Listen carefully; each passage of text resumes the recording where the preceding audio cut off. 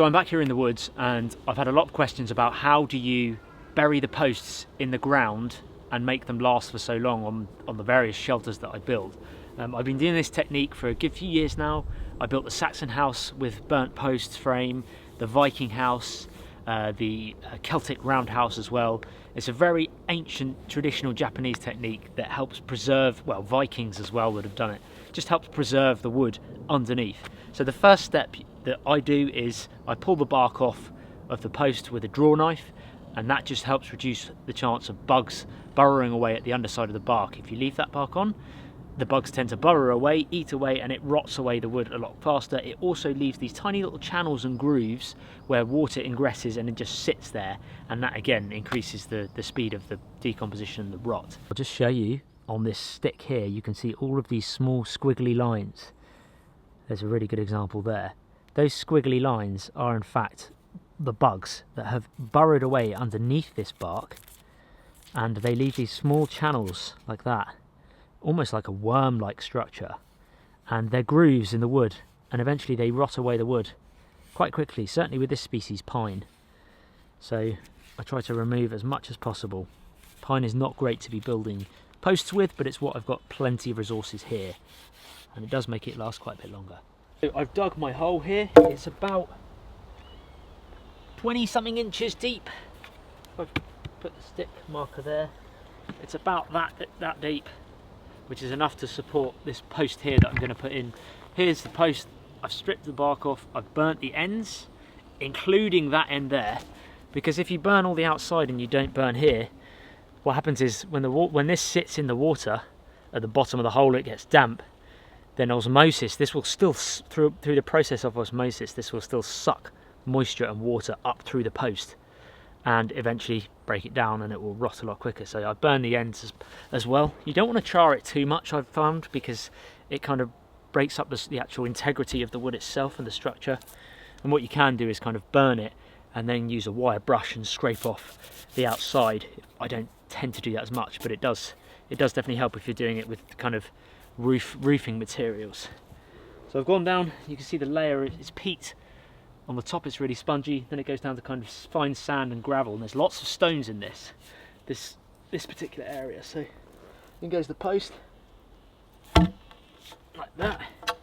At this point, obviously I'm doing this with a fairly decent sized post, but at this point I don't tend to try and get it level, because it's only gonna, if I let go, look, it's only gonna wobble over to the side anyway.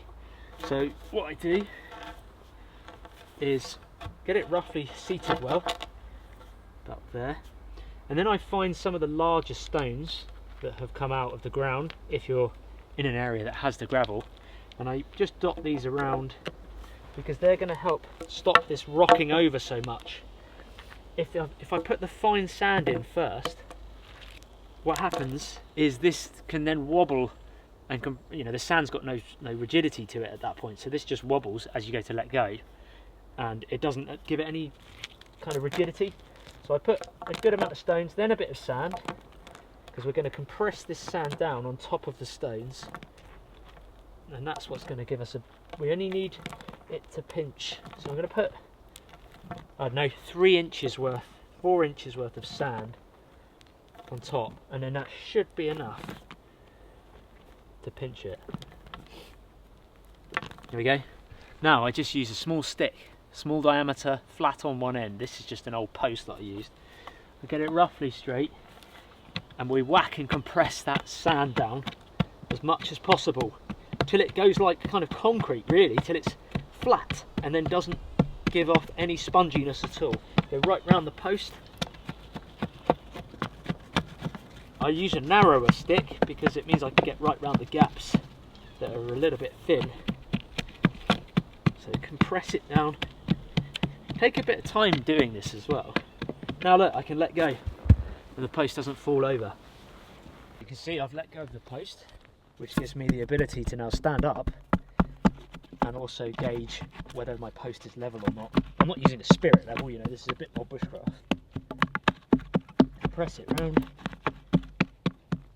Now I'm happy. I'm going to add the next layer, and if you see, there's a much bigger gap this side than there is this side of the post, so a lot of my bigger stones I'll add down that side that has a lot more space, because they're going to fill it out a bit more, and I'll use less sand there then, because I need this fine sand. Again, a couple inches on top and then compress it down, no more, otherwise you're not going to compress enough sand below it. And if you put too much sand in up here, and I've filled it right up to there, and I start compressing at the top, none of it underneath is going to be compressed and the post won't be very secure. Obviously if I was doing this the non-bushcraft way, I would just pour in some postcrete, some ready-made fast drying concrete or cement, and then you pour some water in it and it sets in, I don't know, 30 seconds. But that's not very bushcraft, it's adding chemicals to the woods. This way works fine. So at this point, whilst the post hole is about halfway full, now's when I can adjust it and move it to check that it's all in line, because once I've got it set now, that's when I'm going to really compress it down and I won't be able to move it anymore. So it needs to come this way a bit, and it needs to go that way a bit.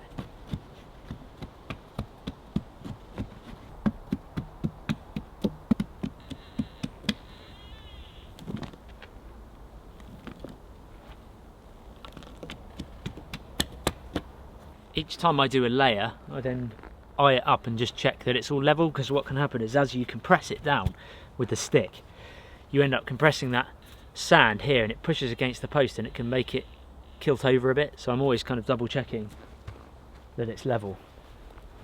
I'm not going to use a spirit level. So I'm getting towards the top. Try and use as much of the yellower sand as possible, because that's the stuff that compresses when I squeeze it.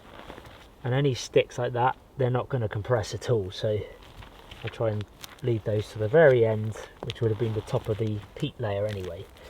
So just the sand and the stones. You'll normally be left with a little bit more than what you put in, because you've got that surface area of the post that's replaced the material in there. And then what I tend to do is when I compress it, I'll compress from the closest point to the log first and then work my way out. So you can see I'm making a little circle around the post, and I'll just compress all this first really, really tight until I can't compress it anymore,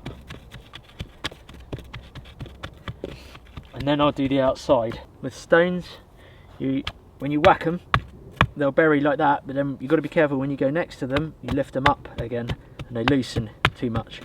So give them a whack once or twice and then put a little bit more sand or soil on top and then compress them, and then the stones stay in place then. If you hit the stone straight away, when it's open like that, it ends up bouncing all over the place. You want to put sand on top of it, or soil. Depends what the makeup is that you've got there. Fold that in.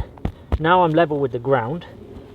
I'll bring as much of the good soil as possible around it. Then I'll use the back of my heel and compress it in like that to make it level and flush with the rest of the forest floor.